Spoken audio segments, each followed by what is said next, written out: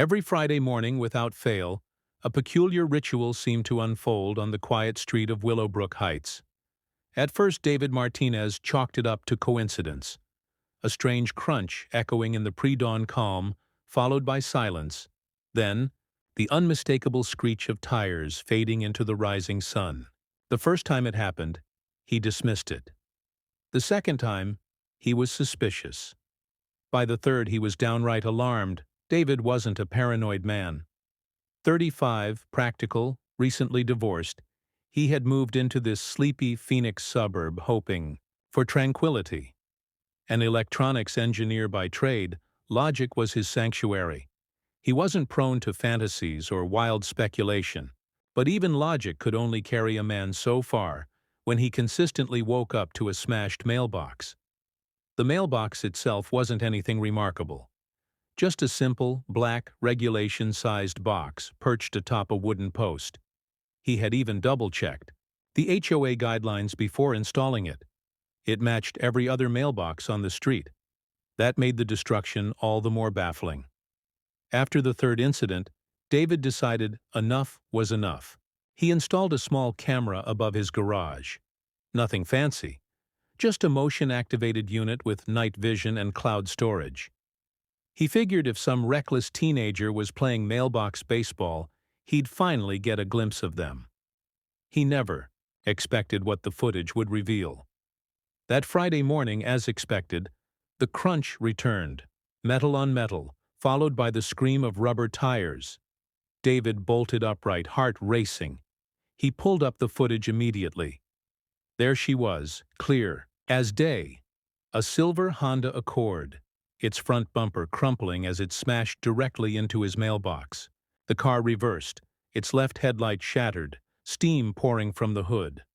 And behind the wheel, David leaned in, stunned, sat Doreen Cartwright, the HOA president. Doreen Cartwright was known throughout the neighborhood as the iron-fisted ruler of Willowbrook Heights. Early 60s, always impeccably dressed in beige slacks and pastel sweaters, she carried herself like the neighborhood was her private kingdom. She quoted community bylaws the way others quoted scripture. Rusty garden. Tools? Violation. Unapproved holiday decorations? Violation. Lawn 2 inches above code? Violation.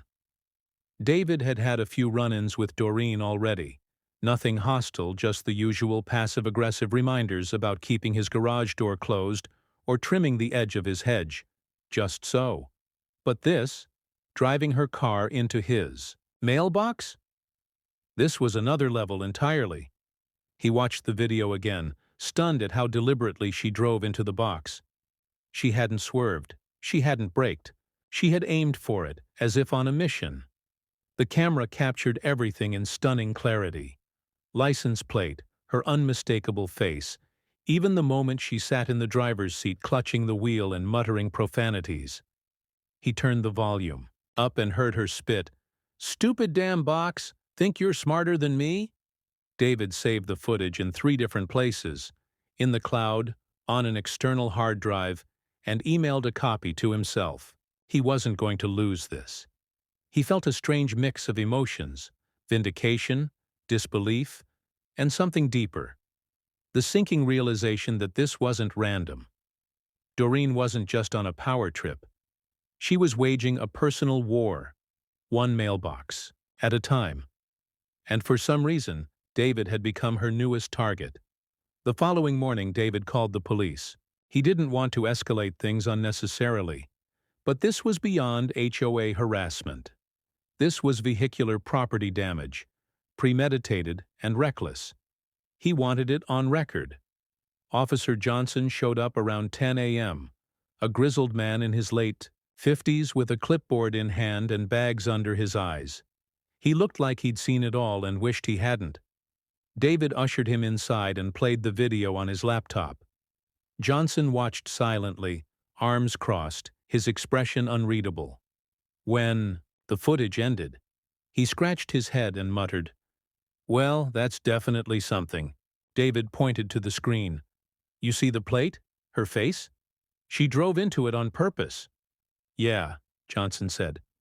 "That's definitely criminal property damage. Clear as day." David exhaled. Finally, someone taking it seriously. But just as Johnson reached for his notepad, his radio crackled to life. A domestic disturbance call from across town. Urgent. Johnson excused himself, stepping outside to speak with dispatch. When he returned 5 minutes later, something had shifted in his demeanor. His tone was softer, more dismissive. "Look, Mr. Martinez," he said, closing his notepad. "I've seen cases like this before. These HOA disputes, they get messy. Civil court eats this stuff alive. You're probably better off talking it out with your neighbor." David stared at him, baffled. "She tried to destroy my mailbox. Twice. I have it on video." "You're telling me to talk to her?" Johnson shrugged, clearly wanting to be anywhere else. "It's under the $500 damage threshold. That makes it a civil issue. You could try mediation through your HOA." David laughed bitterly. "You mean the HOA she runs like a one-woman regime?" Johnson didn't respond. He left shortly after, promising to make a note of the incident. David watched him drive away, seething. The following Monday, David received an envelope in the mail bearing the HOA seal. He opened it expecting another fine about grass height or garbage placement. Instead, the letter read, "Dear Mr. Martinez, we have received multiple complaints regarding the installation of unauthorized surveillance equipment on your property. Furthermore, your mailbox appears to exceed the approved dimensions outlined in Section 12, subsection 4, paragraph 9 of the Willowbrook Heights Community Guidelines. You are hereby fined $350 for these violations. Failure to correct these issues within 7 days will result in additional daily penalties of $75. Regards, Doreen Cartwright, HOA President." David stood in his kitchen, rereading the letter in disbelief. "She hit my mailbox, and now I'm being fined because it didn't break?" It was so audacious, so backwards, he almost laughed. But the rage crept in quickly. She was turning the system against him. Every channel he'd gone through, legal, procedural, had either failed him or been weaponized in her favor. She wasn't just corrupt, she was untouchable. And unless David did something drastic, she'd keep getting away with it. That night, David couldn't sleep. He stared at the ceiling, his mind spinning. Every memory of Doreen's smug little smile, every violation notice, every passive-aggressive note left on his door. The footage of her ramming her car into his mailbox replayed in his head like a looped nightmare. He needed to fight back, but not with anger, with strategy. The next day, David sat at his computer and designed a flyer, simple, black and white, with a bold headline that read, "Missing. Common sense last. Seen in the vicinity of Doreen Cartwright, HOA President." Below that, he included a photo of Doreen from the HOA website, along with this text, "Reward if found." Known to have committed acts of vehicle assault on innocent mailbox unauthorized HOA fines advanced neighborhood harassment. If you've witnessed similar behavior, call Doreen at her home phone number. Let's help her recover what she's lost. Basic decency. The flyer was satire, but it was also a cry for justice, disguised as a joke. He printed 200 copies and spent the morning distributing them, under windshield wipers, in mailboxes, on bulletin boards at the grocery store, at the park entrance. By noon, his phone began to ring. People were laughing, then venting. Mrs. Patterson, from 3 houses down, shared how Doreen fined her $200 for planting non-compliant red roses. The Johnsons had been fined for having a festive fall doormat that featured pumpkins. Even Bob, his usually unbothered neighbor, confessed he'd been ticketed for having a garden hose coiled the wrong way. By sunset, David had dozens of messages, but one stood out above the rest. It was from Susan Parker, and all she said was, "We need to talk. There are things about Doreen you need to know. things that go way beyond harassment. In the days after the medical emergency showdown, something shifted in Willow Creek. Eleanor Thompson and her board had always ruled with silent fear, never brute force. People whispered but never acted.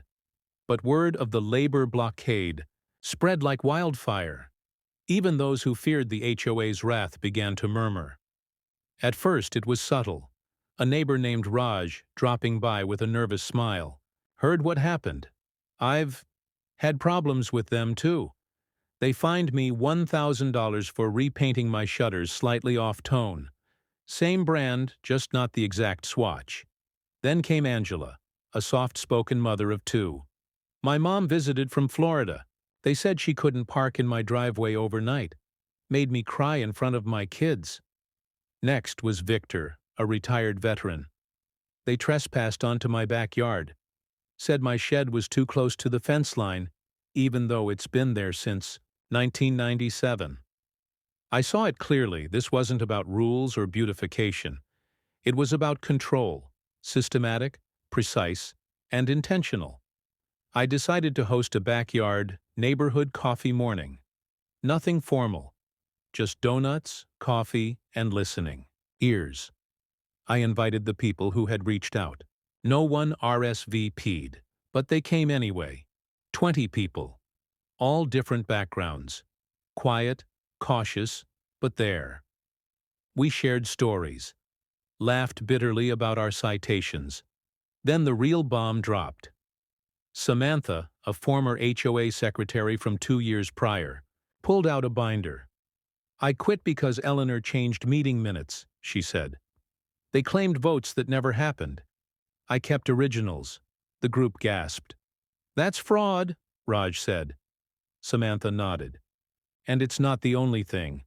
I think they're misusing community funds." A silence fell. We all realized the same thing. This wasn't just authoritarian leadership. It was criminal. The next blow came through an unexpected source. My Wi-Fi router. I'd noticed lagging speeds and strange logins on my home network. I assumed it was interference, or maybe an old password someone hadn't forgotten. But then my doorbell camera began acting oddly. Some clips wouldn't load. One night it recorded motion, no visitor, but then corrupted the file. Suspicious, I reached out to a cybersecurity friend of mine, Darren. He ran diagnostics and stared at my laptop like it was radioactive. "They're in your system," he said. "What do you mean?" "Someone piggybacked onto your home network. They've been accessing your smart devices, especially your cameras." My heart dropped. "Why would they?" Then it hit me. Eleanor and her board. "To monitor violations." Darren nodded grimly. "Whoever it is, they're routing traffic through a VPN. But there's a signature. Some of the traffic is pinging back to a municipal IP registered under, get this, the Willow Creek Community Improvement District." The HOA had turned their own network into a digital surveillance net. Darren compiled a full report, and we documented everything. As we dug deeper, we learned some residents with security systems had unknowingly granted access to their camera feeds when they accepted a complimentary HOA tech upgrade months ago. Angela confirmed it. "They offered to optimize my security cam for community alert integration. I thought they were just syncing the gate notifications. In reality, they had turned the homes of Willow Creek into their own Big Brother nest." "This," Darren said, "isn't just a lawsuit. This is federal wiretapping. In every neighborhood, there's always someone with a quiet past, and mine happened to live 2 doors down." Susan Halpern, 55. Divorced. Always walked her spaniel at 6:15 sharp and never stayed to chat. I'd assumed she was indifferent, but when she walked into my next coffee gathering, she carried a briefcase and a look of pure fire. "I was a civil rights attorney for 22 years, she said plainly. "I've been waiting for someone to stand up." We all leaned in. Susan laid it out like a trial opening. Eleanor Thompson's HOA leadership has violated at least 5 state statutes, including unauthorized surveillance, coercive penalties, without due process, and misrepresentation of authority. The fines? Unenforceable. The visitor bans? Legally indefensible. And the surveillance? That could land them in prison. The group was stunned. "Why didn't you say anything before?" someone asked. Susan looked down. "My partner, she passed away 2 years ago. I didn't have the energy, but now I do." Susan offered to represent us, pro bono. We formed the Willow Creek Liberty Committee, WCLC, created a secure group chat, and began collecting sworn affidavits from victims of abuse. Susan's plan was methodical. "Paper trail," she said. "We're going to build a wall of proof brick by brick, and when the time is right, we're going to take this all the way to court."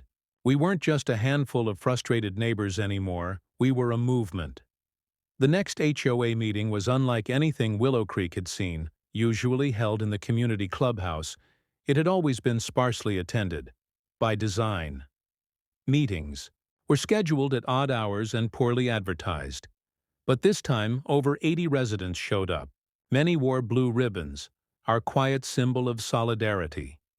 Eleanor walked in late, clipboard in hand, clearly not expecting the crowd. Martin looked pale. Diane clutched a folder like a lifeline. "Let's begin," Eleanor said tightly. "First, order of business, budget adjustments. I move to introduce a motion for a full forensic audit of HOA expenditures from the past 3 years," Susan announced loudly from the front row. Eleanor blinked. "That's not on the agenda." Susan stood. "The agenda must allow motions from residents according to Article 3, Section 2. I invoke my right," gasps. Eleanor's jaw twitched. "This is highly irregular." "I second the motion," Raj said loudly. Eleanor tried to shut it down, but the crowd wouldn't be silenced. Dozens spoke up. "Victor, I want answers about the $7,000 spent on community beautification. I saw no work done." Angela, "Why are we paying $12,000 a year for private security when crime is nearly non-existent?" Samantha stepped forward with her binder. "These are falsified meeting minutes from 2023. Here are the originals." The room erupted. Eleanor tried to adjourn the meeting, but Susan was ready. "We demand an emergency vote of no confidence for the entire board." And to everyone's shock, it passed. Votes for. 9 against. 6 abstained. Eleanor refused to step down, but her grip was slipping. Just when we thought the tide had turned, retaliation struck like lightning. The next morning, I woke up to a notice of lien taped to my front door. In big red letters, it claimed I owed $4,350 in unpaid fines. Raj received a code violation notice for a tree that had been there for decades. Angela's guest pass was suddenly revoked, and her elderly mother was banned from re-entering the community. Susan got a cease and desist letter from a law firm, hired by the HOA.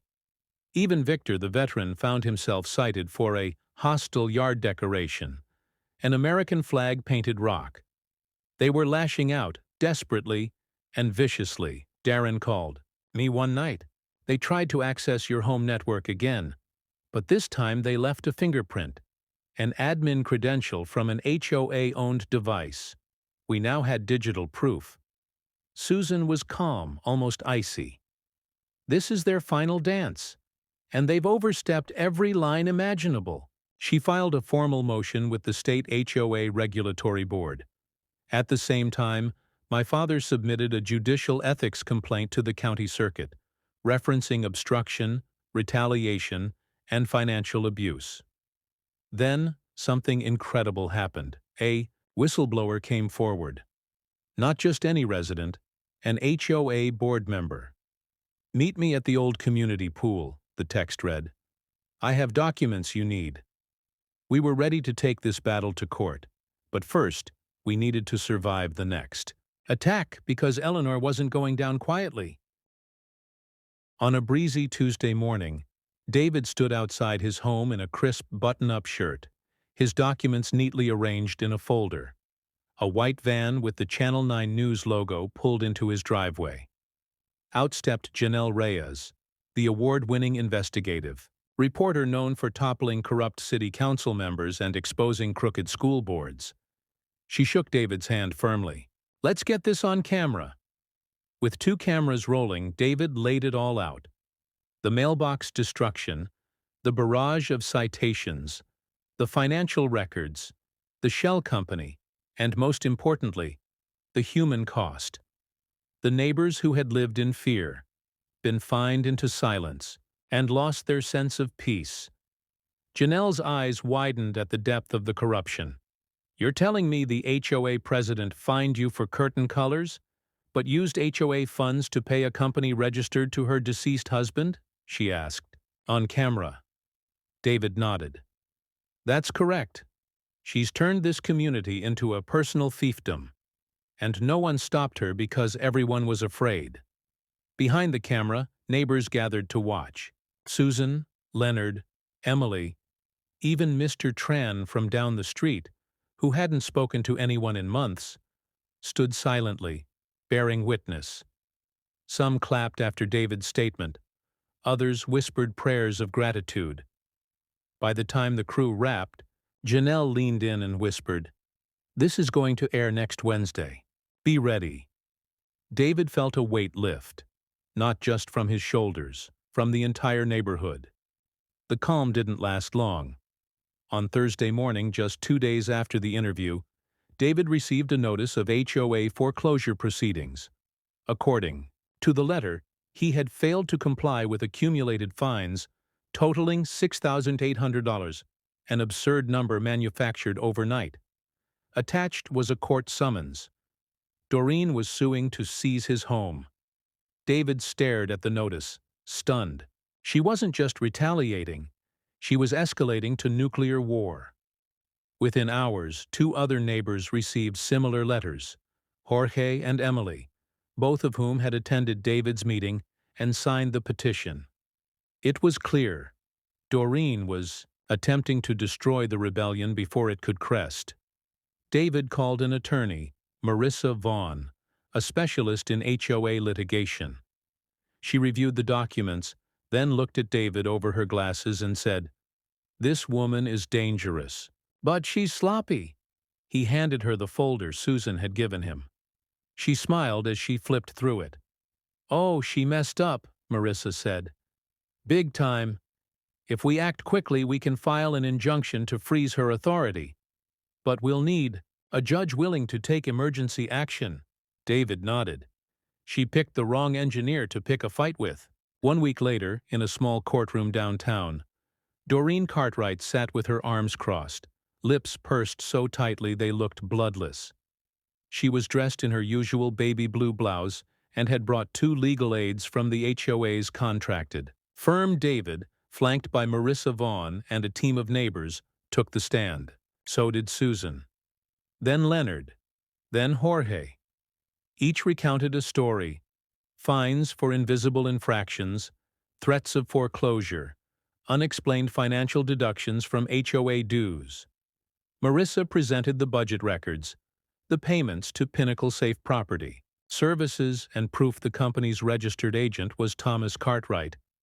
Deceased since 2022, Doreen tried to object.